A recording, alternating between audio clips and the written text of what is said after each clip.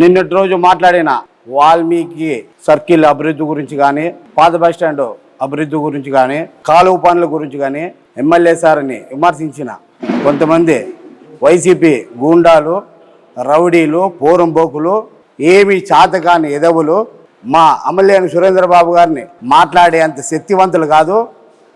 వారితో మాట్లాడాలంటే ఆ భగవంతుడితో పోటీ పడుతున్న మా అమలేని సురేంద్రబాబు గారి పైన అనవసరమైన మాటలు మాట్లాడితే మీకు పుట్టగెద్దలు కూడా ఉండవు.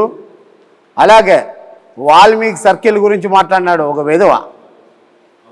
ఏమే వానికి చెప్తున్నా, గతంలో వాల్మీకి అయిన రంగయ్య గారి ఫోటో కూడా ఏబీలే.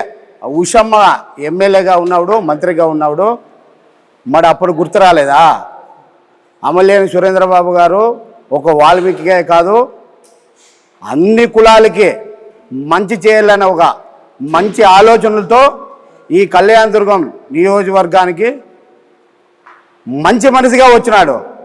అవసరమైతే వైసీపీ నాయకులు ఎంతమంది ఉన్నా వారందరినీ దత్తికి తీసుకునే కూడా సిద్ధంగా ఉన్నాడు. వారికి ఎటువంటి కష్టం వచ్చినా కూడా అమలేని సురేంద్రబాబు గారి తలుపులు కాదు, మా తలుపులు కొట్టినా మేము సాయం చేసే సిద్ధంగా ఉన్నాం. అంతేగాని అనవసరమైన మాటలు సురేంద్రబాబు గారు అనే గురించి మాట్లాడినారంటే మీకు పుట్టుగెత్తలు కూడా ఉండవు. మీకు ఏమి చేయాలనేది మాకు తెలుసు. ఖచ్చితంగా అంటే మీరు ఎక్కడున్నా కూడా మీ ఇంట్లో ముందర వచ్చి కూర్చుంటాం. మాకు తెలుసు మీ ఇంట్లో ఆడవాళ్ళు కూడా మాకు ఓట్లు వేసినారు, అది మీకు తెలుసు.